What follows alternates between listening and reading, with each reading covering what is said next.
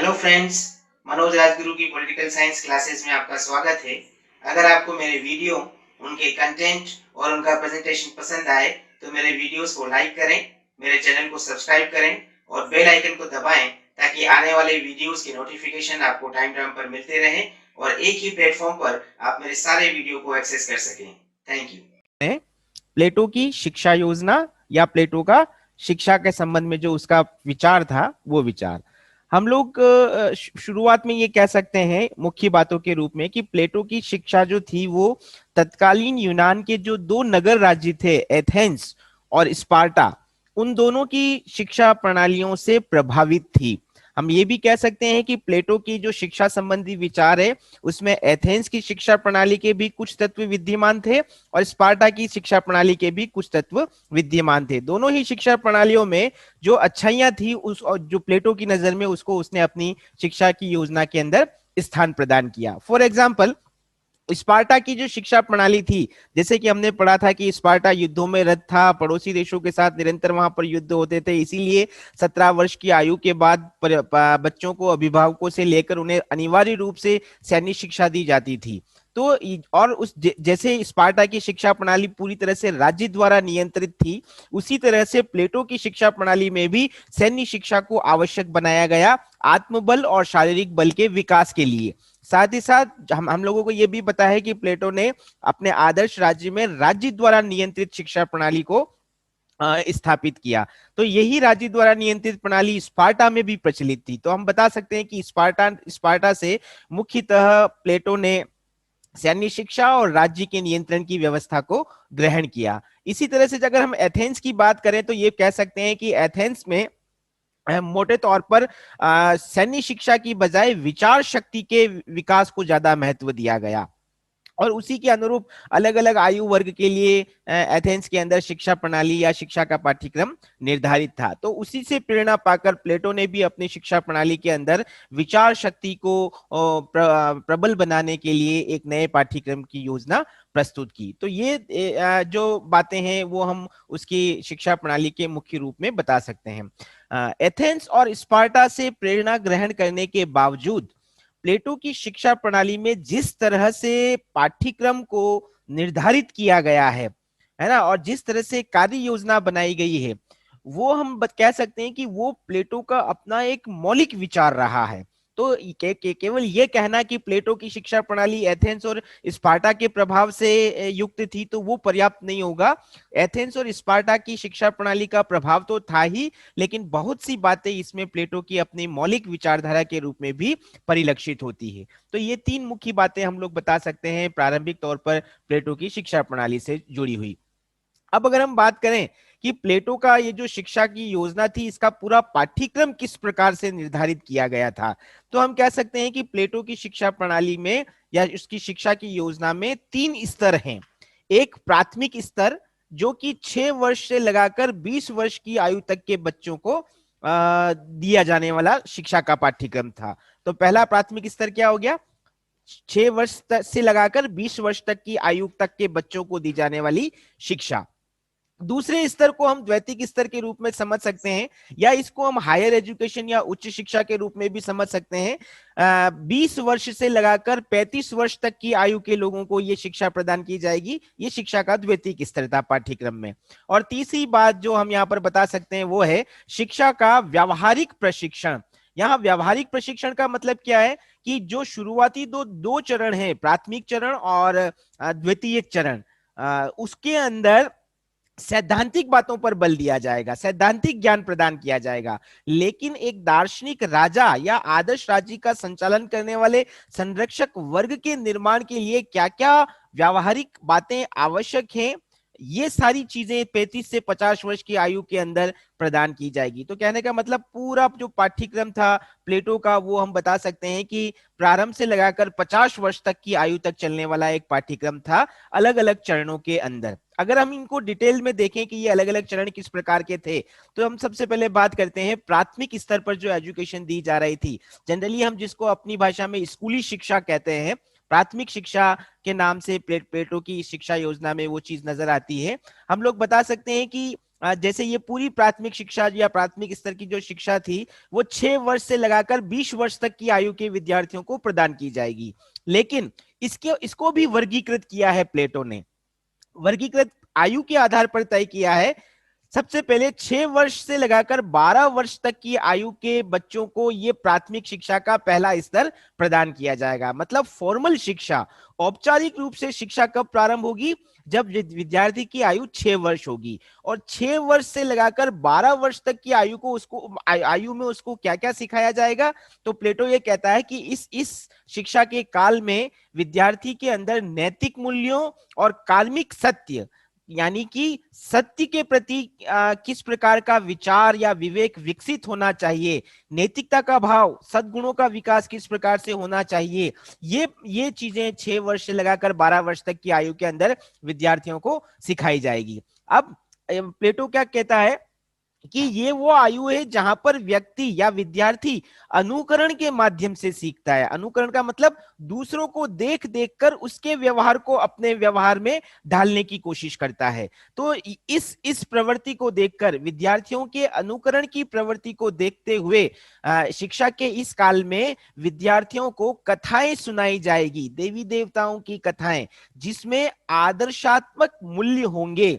और इसके पीछे उद्देश्य क्या है कि प्रेम, करुणा, दया, न्याय, धर्म, कर्तव्य, ये जितने भी सद्गुण हैं जो कि इन आदर्शात्मक कथाओं में वर्णित हैं, उनका अनुकरण विद्यार्थी अपने जीवन में करेंगे। तो इसलिए नैतिक और धार्मिक शिक्षा को, जो कि कर्म पर आधारित है, उस शिक्षा को 6 वर्ष तक की आयु से लगाकर 12 वर्ष तक की आयु में प्रदान किया जाएगा। ये पहला प्राथमिक स्तर का पहला चरण जो प्लेटो के द्वारा बताया गया है।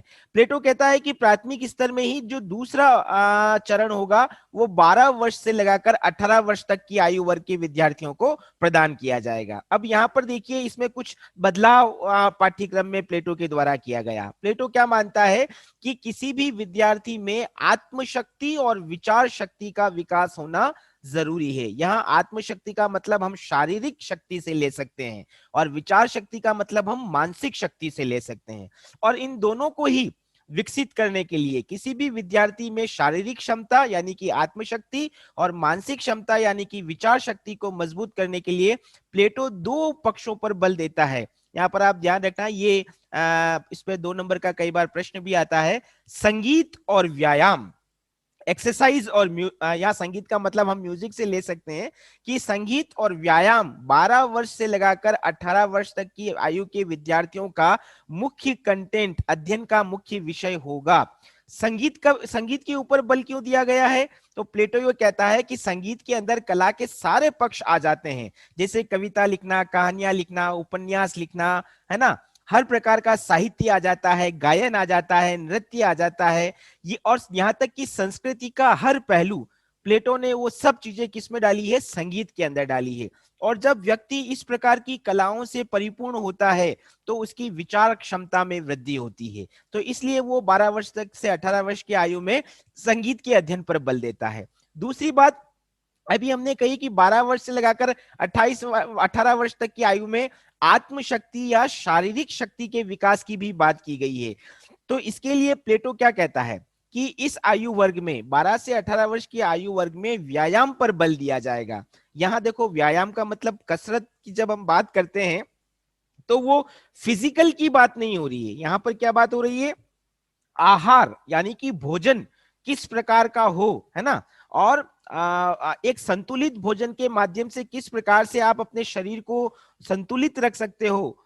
तो इसलिए भोजन से संबंधित ज्ञान और चिकित्सा यानी कि औषधि से संबंधित ज्ञान, ये दोनों व्यायाम के पक्ष में शामिल किया है प्लेटो ने। तो इस व्यायाम का ज्ञान भी 12 वर्ष से लगाकर 18 वर्ष तक की आयु में किया जाएगा। तो प्लेटो का कहने का मतलब क्या था कि संगीत और व्यायाम ये व्यक्ति की शारीरिक और वैचारिक क्षमता और वैचारिक शक्ति का विकास करता है। एक तरह से ये भी हम कह सकते हैं कि संगीत और व्यायाम व्यक्ति के शरीर और मस्तिष्क में संतुलन स्थापित करता है ना। जैसे हम कहते हैं ना, एक स्वस्थ शरीर के अंदर एक स्वस्थ मस्तिष्क का निवास होता है। ये एक बोलचाल की भाषा में हम लोग इस कथन को बार बार रिपीट करते हैं। तो यहाँ पर वही विचार हमें बार बार नजर आता है कि स्वस्थ शरीर और स्वस्थ मस्तिष्क, इन दोनों के निर्माण के लिए प्लेटो ने संगीत और व्यायाम, इन दो बातों को 12 वर्ष से 18 वर्ष की आयु तक की शिक्षा प्रणाली के अंदर अहम स्थान प्रदान किया। और जब संगीत और व्यायाम से व्यक्ति की बौद्धिक और आत्मिक शक्ति का विकास होगा,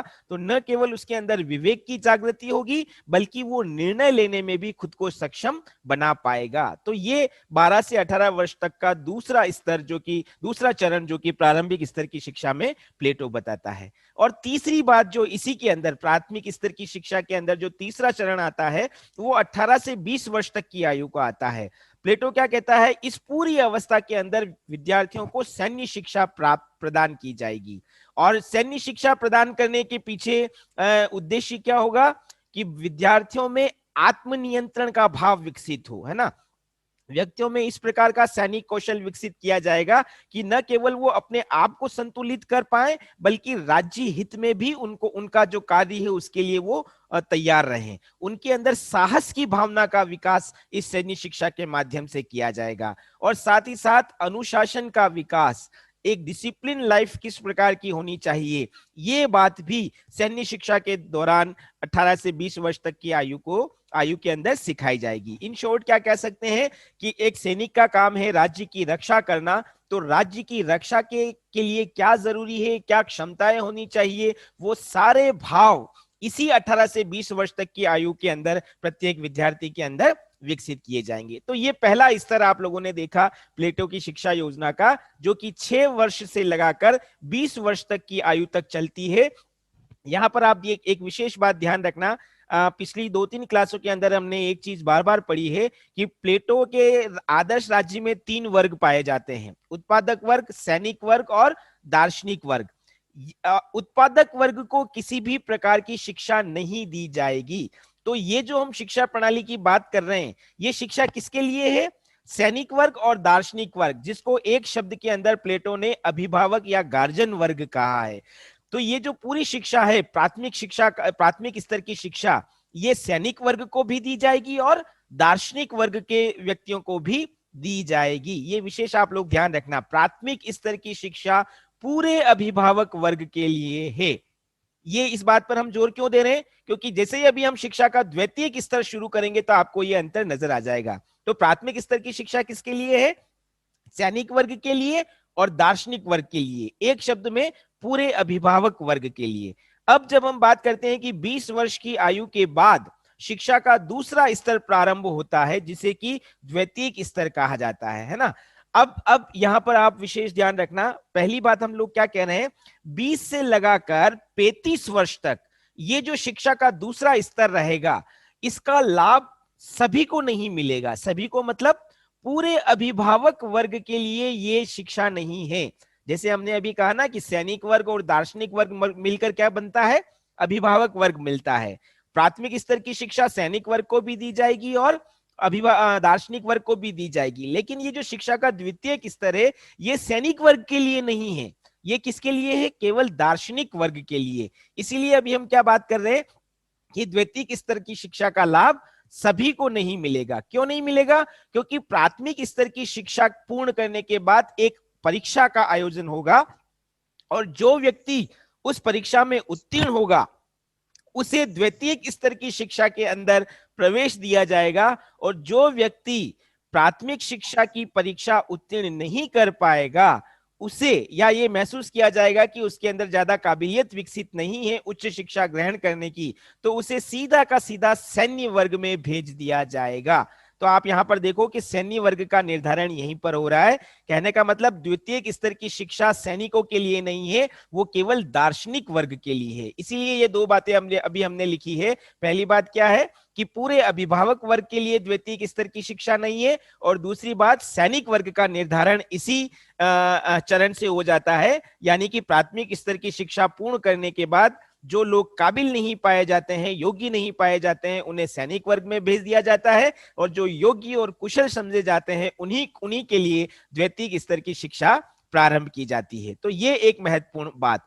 अब जैसे हम कह रहे हैं कि द्वितीयक स्तर की शिक्षा केवल दार्शनिक वर्ग के लिए है, तो इसका मुख्य उद्देश्य क्या है? एक ऐसे संरक्षक वर्ग का निर्माण करना जो कि अपनी विवेक, अपनी प्रज्ञा, अपनी बुद्धि के आधार पर आदर्श राज्य का अच्छे से संचालन कर सके।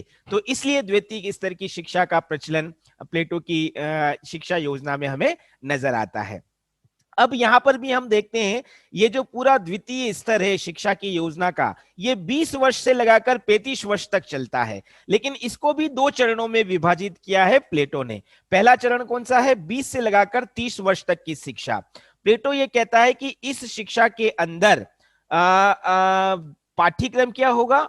गणित, अंक गणित, रेखा गणित, ज्योतिष और स्वर विद्या। स्वर विद्या का मतलब क्या है? एक ऐसी विद्या जो लोगों में यूनिटी इन डाइवर्सिटी, यानी कि विविधता में एकता का भाव उत्पन्न करे। इन चीजों का ज्ञान, इन बातों का ज्ञान विद्यार्थी के अंदर कराया जाएगा 20 से 30 वर्ष के अंदर। यहां पर आप एक ध्यान रखना, इस द्वितीय स्तर में के अंदर परीक्षा यहीं पर हो जाती है विद्यार्थियों की।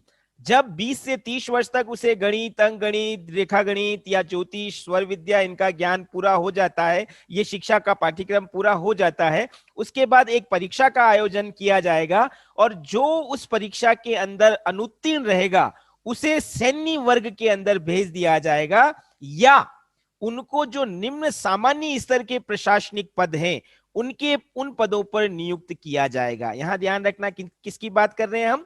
कि वो व्यक्ति जो द्वितीय स्तर की शिक्षा ग्रहण कर रहे हैं, 20 से 30 वर्ष तक की शिक्षा ग्रहण करने के बाद उनका मूल्यांकन किया जाएगा। यदि मूल्यांकन में वो असफल रहते हैं तो उन्हें सैन्य वर्ग में भेज दिया जाएगा, और या फिर उन्हें सामान्य जो प्रशासक, जिसको हम अधिकारी वर्ग कहते हैं प्रशासन चलाने के लिए, उन सामान्य प्रशासनिक पदों पर उनको नियुक्त किया जाएगा। लेकिन जो व्यक्ति 20 से 30 वर्ष की शिक्षा ग्रहण करने के बाद उत्तीर्ण पाए जाते हैं, योग्य पाए जाते हैं, उनके लिए 30 से 35 वर्ष तक की शिक्षा का प्रावधान प्लेटो की शिक्षा योजना में है।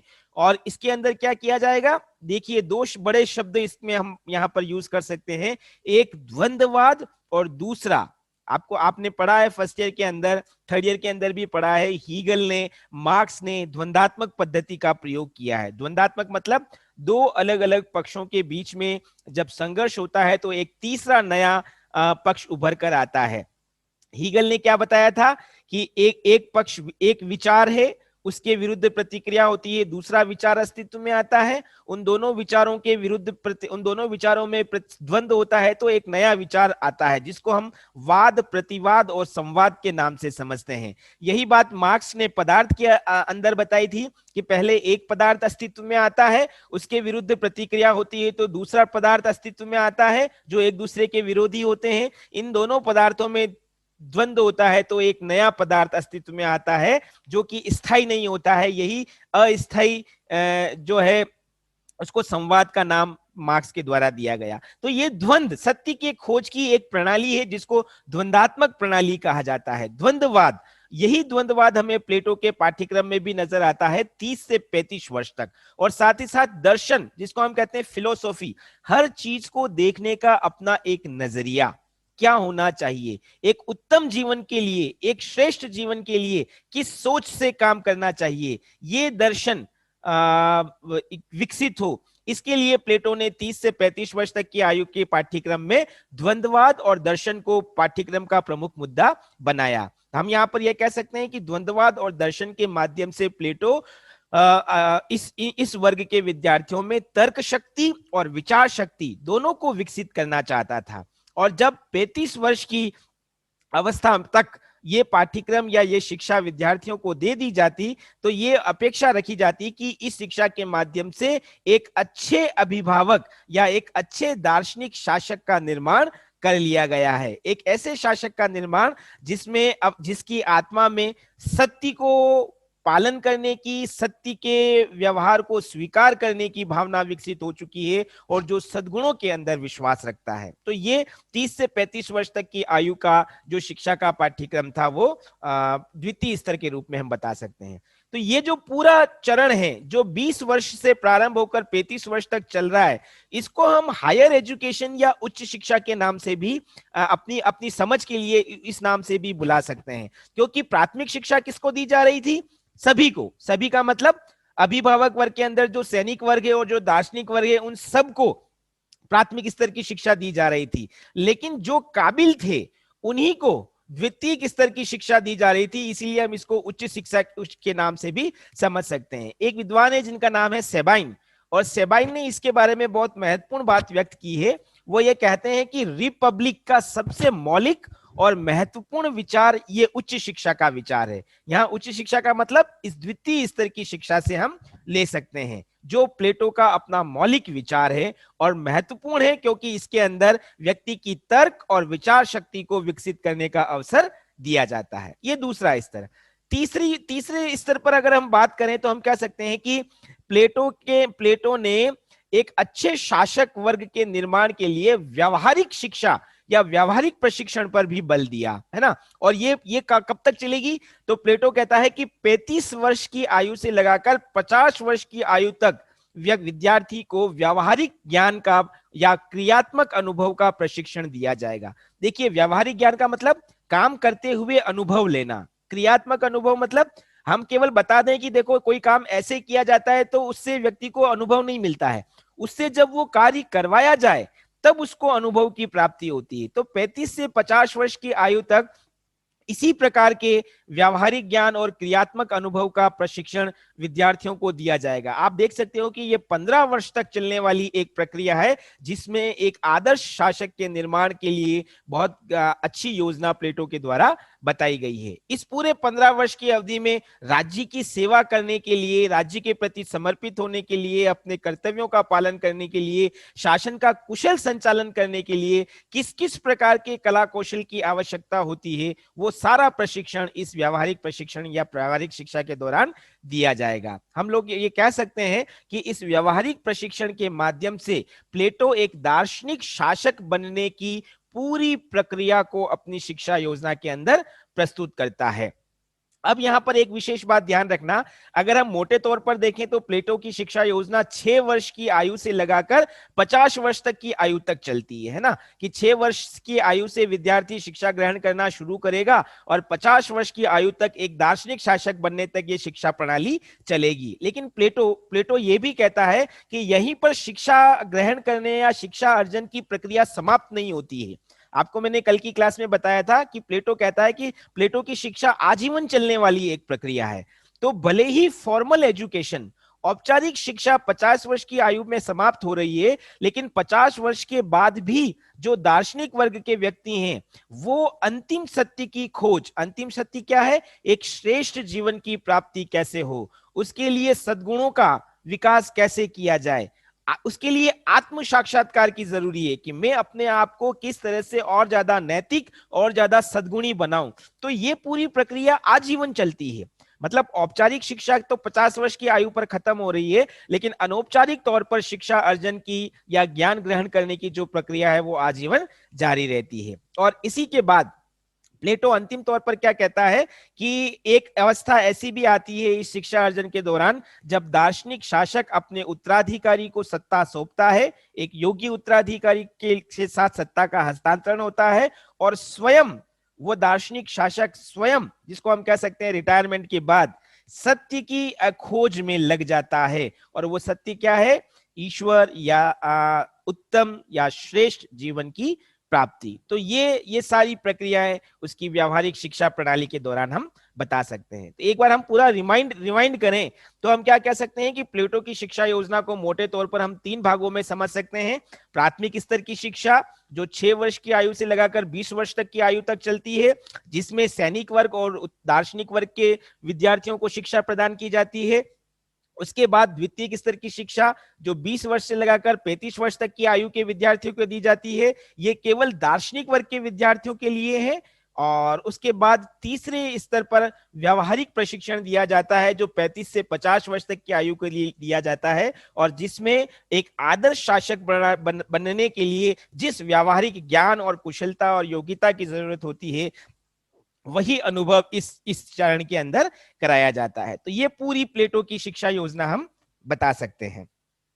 पिछली अभी और पिछली क्लास के दौरान हमने प्लेटो की शिक्षा के बारे में जो कुछ भी पढ़ा उसके आधार पर हम लोग ये समझते हैं कि क्या प्लेटो की शिक्षा योजना पूरी तरह से सही थी या उसके अंदर कुछ कमियां या दोष भी बताए जा सकते हैं।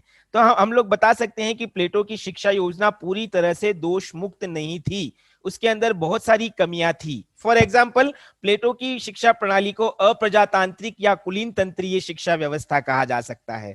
क्यों ये ऐसा कह सकते हैं?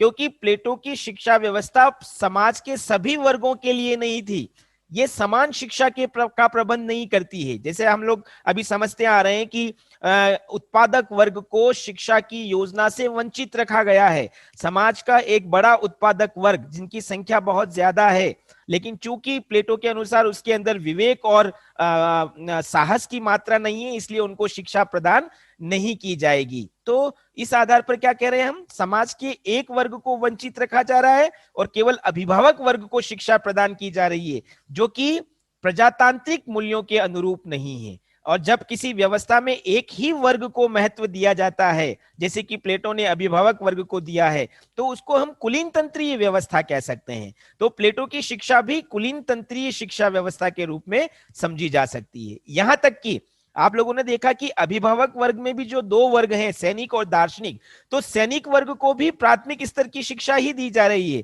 उसे उच्च स्तर की शिक्षा और व्यावहारिक ज्ञान नहीं दिया जा रहा। किसी भी शिक्षा का महत्व क्या है कि वो सभी लोगों को समान रूप से प्रदान की जाए। प्लेटो जब शिक्षा को एक वर्ग तक सीमित रखता है तो हम क्या कहते हैं कि ये शिक्षा के महत्व को की उपेक्षा है, शिक्षा की भूमिका की उपेक्षा है। तो इसी रूप में पहली आलोचना, प्लेटो की शिक्षा अप्रजातांत्रिक है या कुलीन तंत्री है। कुछ आलोचक यह भी कहते हैं कि प्लेटो की शिक्षा योजना में विरोधाभास नजर आता है। विरोधाभास कैसे? अब आप यहां पर इसको समझना है, ये थोड़ा सा फिलोसॉफिकल क्रिटिसिज्म है, दार्शनिक आलोचना है।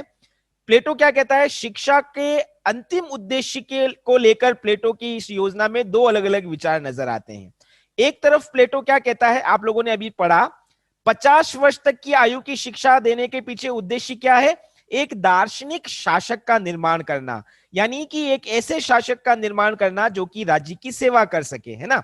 इसीलिए जो लोग प्रथम चरण में फेल हो रहे हैं उनको आगे की शिक्षा नहीं दी जा रही है। द्वितीय स्तर की शिक्षा और व्यावहारिक प्रशिक्षण किसको दिया जा रहा है? जो कि क्रमिक रूप से जो मूल्यांकन हो रहा है उसमें अगर सफल होता है उन्हें ही आगे की शिक्षा दी जा रही है। क्यों दी जा रही है? ताकि वो एक आदर्श राज्य को चलाने के लिए अपने अपने आप को श्रेष्ठ दार्शनिक बना सके। तो एक तरफ तो हमें यह नजर आता है कि प्लेटो की शिक्षा योजना का अंतिम लक्ष्य राज्य की सेवा के लिए दार्शनिक वर्ग का निर्माण करना है, लेकिन दूसरी तरफ प्लेटो क्या कहता है कि व्यक्ति का और दार्शनिक वर्ग का अंतिम लक्ष्य सत्य की खोज करना है। सत्य की खोज मतलब एक श्रेष्ठ जीवन की प्राप्ति, और उसके लिए उसको खुद से आत्म साक्षात्कार करना है। तो ये दो अलग अलग बात है। लक्ष्य क्या है? लोगों की सेवा करना, राज्य की सेवा करना, या सत्य की खोज करना। ये दो अलग अलग तथ्य हैं। इन्हीं दो अलग अलग तथ्यों के आधार पर आलोचक क्या कहते हैं कि प्लेटो की शिक्षा योजना में एक विरोधाभास नजर आता है। और इसी विरोधाभास को एक स्कॉलर हुए हैं बार्कर। बार्कर क्या कहते हैं कि प्लेटो की शिक्षा योजना में कार्य संबंधी और आदर्शवादी चिंतन संबंध में अंतर नजर आता है।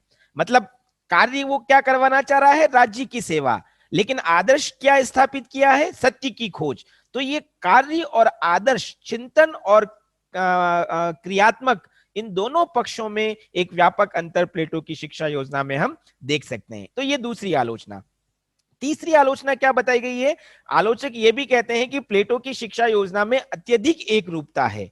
अत्यधिक एकरूपता का मतलब 6 से लगाकर 50 वर्ष तक की जो शिक्षा प्रणाली है, उस शिक्षा प्रणाली में कभी परिवर्तन नहीं किया जाएगा, पहली बात तो ये।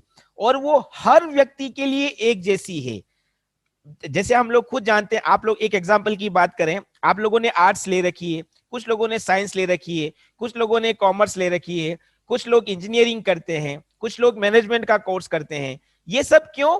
जिसका जैसा इंटरेस्ट है वो उसके अनुरूप काम करता है। लेकिन प्लेटो क्या कहता है, हर व्यक्ति, अभिभावक वर्ग के हर व्यक्ति को एक समान पाठ्यक्रम पढ़ाया जाएगा और उसमें परिवर्तन नहीं किया जाएगा। दोनों बातें, जो पाठ्यक्रम उसने निर्धारित किया है 6 से 20 वर्ष तक, वो सभी व्यक्तियों के लिए एक जैसा है ना। और हमने पढ़ा भी है कि राज्य का नियंत्रण होगा इस पाठ्यक्रम पे, क्योंकि अगर पाठ्यक्रम में परिवर्तन होता है तो राज्य में परिवर्तन आ जाता है। इसलिए प्लेटो और आदर्श राज्य में क्या कहता है कि राज्य का पाठ्यक्रम पर नियंत्रण होना चाहिए और राज्य को यह प्रयास करना चाहिए कि पाठ्यक्रम परिवर्तन नहीं हो।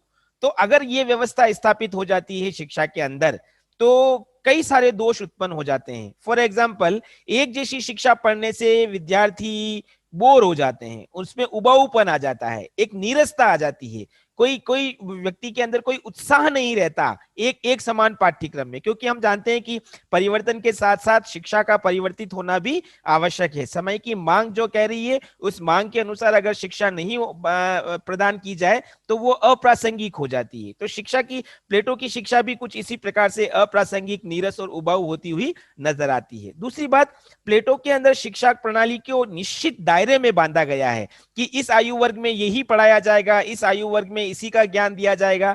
एक प्रकार से ये व्यक्ति के अंदर वैचारिक संकीर्णता उत्पन्न कर रहा है कि आपको एक निश्चित ज्ञान ही प्रदान किया जा रहा है और वो निश्चित ज्ञान निश्चित लोगों को ही दिया जा रहा है। तो ये वैचारिक संकीर्णता समाज के विकास में बाधक बनती है।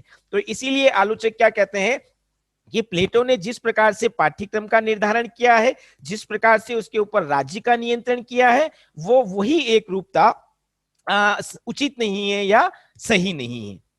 अगली आलोचना हम पाठ्यक्रम के संबंध में अगर बताएं तो प्लेटो ये कहता है कि आलोचक ये कहते हैं कि प्लेटो के पाठ्यक्रम में सैद्धांतिक पक्ष पर अत्यधिक बल दिया गया है।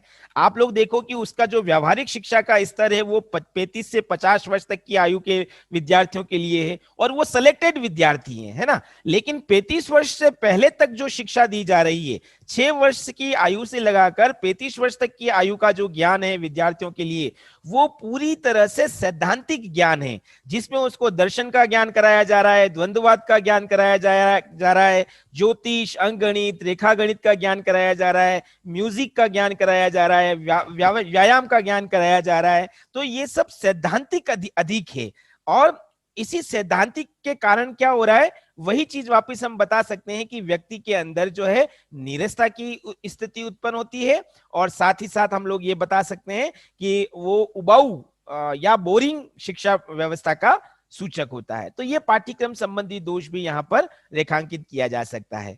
एक और आलोचना जो प्लेटो की शिक्षा योजना की बताई जा सकती है वो है राज्य का नियंत्रण, जो कि अनुचित है। प्लेटो ये कहता है कि आदर्श राज्य के अंदर शिक्षा प्रणाली पर नियंत्रण राज्य का होना चाहिए। क्या पढ़ाया जाएगा, किसको पढ़ाया जाएगा, ये सब राज्य के द्वारा तय किया जाना चाहिए। आलोचक कहते हैं कि ये गलत है, पाठ्यक्रम पर राज्य का नियंत्रण नहीं होना चाहिए, पहली बात।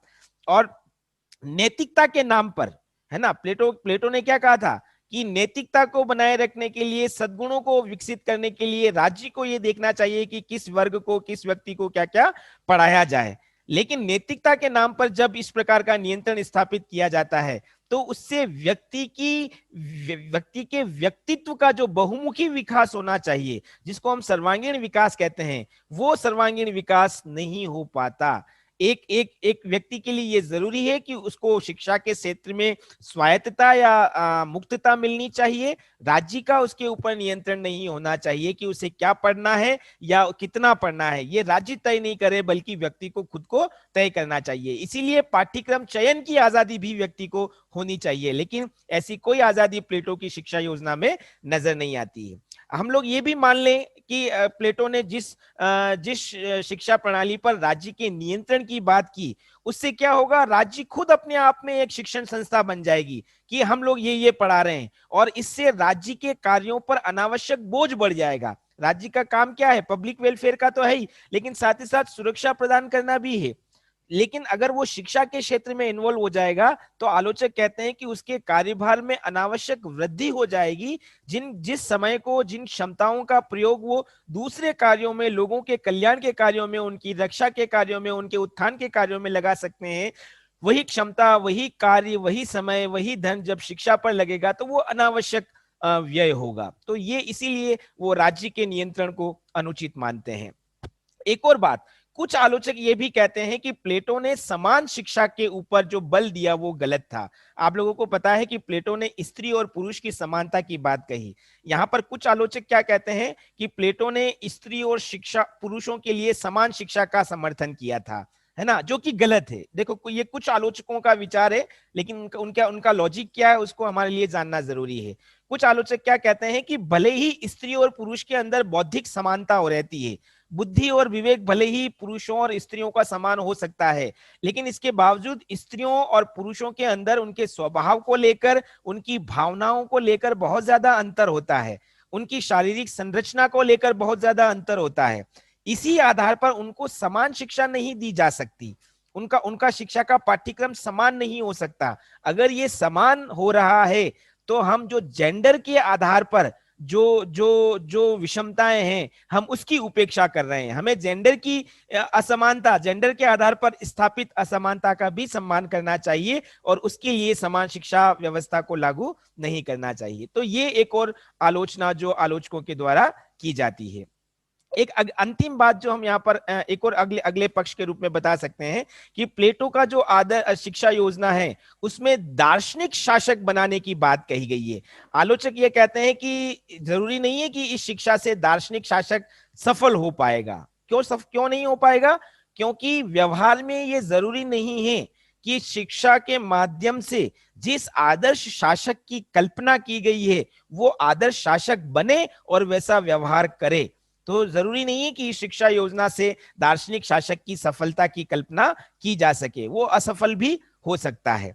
दूसरी बात जो और महत्वपूर्ण बात है, आप लोग ये देखिए, देखो यहां पर एक और विरोधाभास नजर आ रहा है। प्लेटो क्या कहता है? शिक्षा पर किसका नियंत्रण होगा?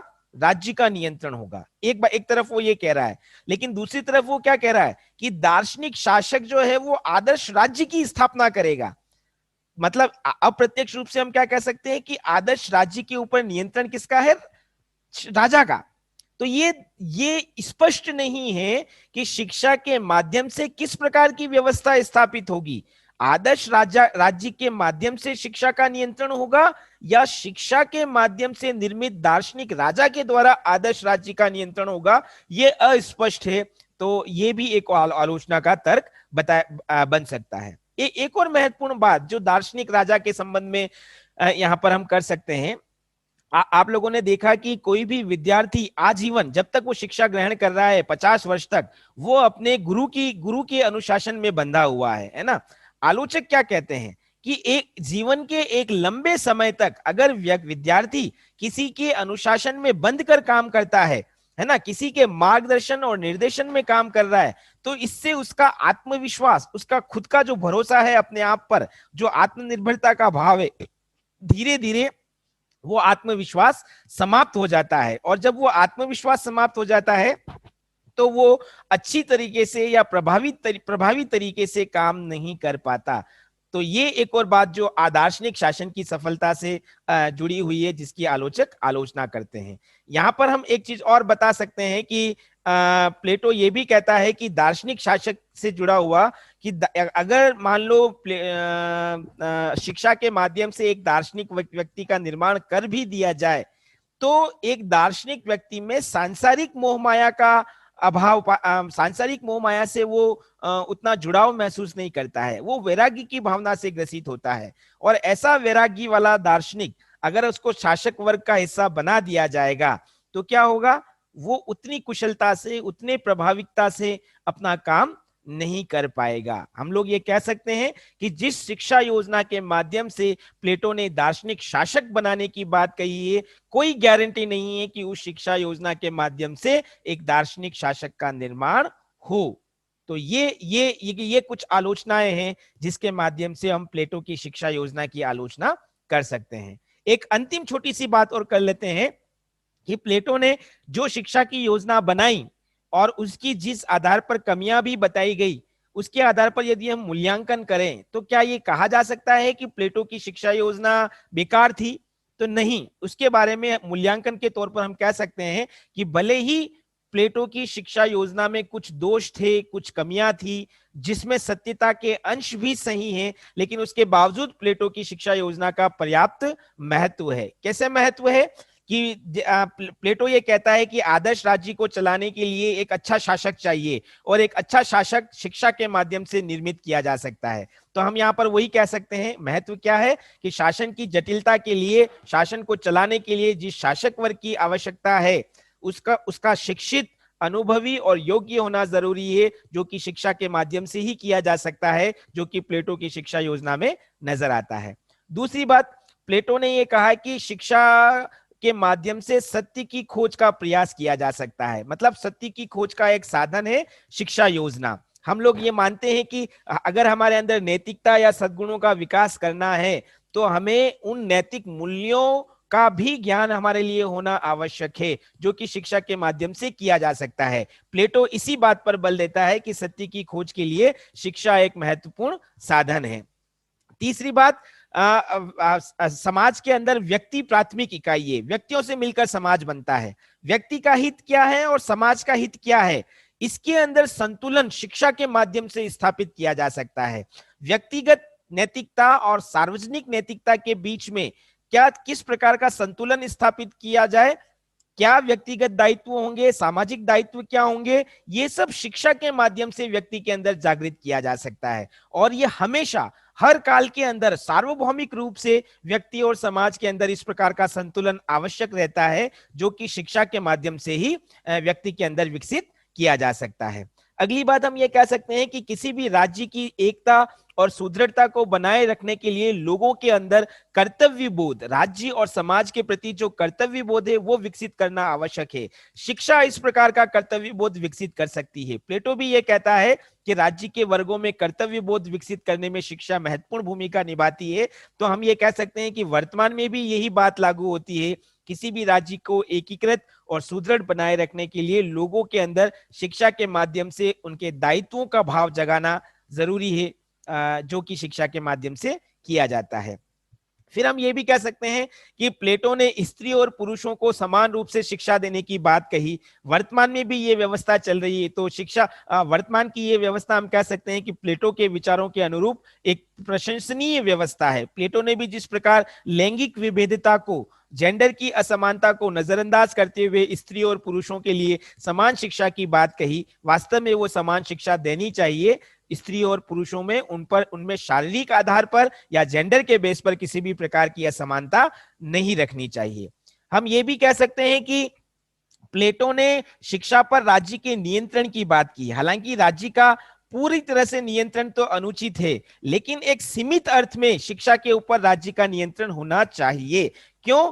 क्योंकि अगर शिक्षा प्रणाली पर किसी भी प्रकार का नियंत्रण नहीं होगा, आंशिक नियंत्रण जो कि नैतिकता और सामाजिक मूल्यों के लिए आवश्यक है, अगर वो नियंत्रण नहीं होगा, तब क्या होगा? समाज के अंदर अनैतिकता की वृद्धि होगी। इसीलिए हालांकि प्लेटो ने पूर्ण नियंत्रण की बात कही है, लेकिन हम ये कह सकते हैं कि आंशिक नियंत्रण या सीमित नियंत्रण शिक्षा व्यवस्था पर अनिवार्य और अपरिहार्य है। एक आखिरी बात यहाँ पर हम बता सकते हैं कि प्लेटो ने आप लोगों को याद होगा कि जो प्राथमिक स्तर का चरण था, 6 वर्ष से लगाकर 20 वर्ष तक की शिक्षा का प्राथमिक चरण, वो पूरे अभिभावक वर्ग के लिए अनिवार्य बनाता है ना।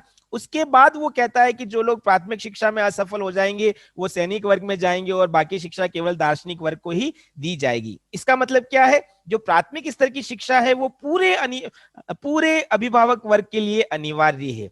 तो हम लोग, भले ही प्लेटो ने उत्पादक वर्ग की उपेक्षा की है, लेकिन इस बात से हम लोग क्या निष्कर्ष निकाल सकते हैं कि प्लेटो प्राथमिक स्तर की शिक्षा को अनिवार्यता के साथ जोड़ता है। भले ही वो अनिवार्यता उसने एक वर्ग तक रखी, अभिभावक वर्ग तक, हम उसको थोड़ा बढ़ा सकते हैं और हम कह सकते हैं कि उस वर्तमान में जो शिक्षा है उसको अनिवार्य बनाया जाना चाहिए सार्वभौमिक रूप से। उसका कहीं ना कहीं अंश हमें प्लेटो की शिक्षा योजना में भी नजर आता है। तो कुल ये कुछ बिंदु हैं जिसके आधार पर हम प्लेटो की शिक्षा योजना के महत्व को रेखांकित कर सकते हैं।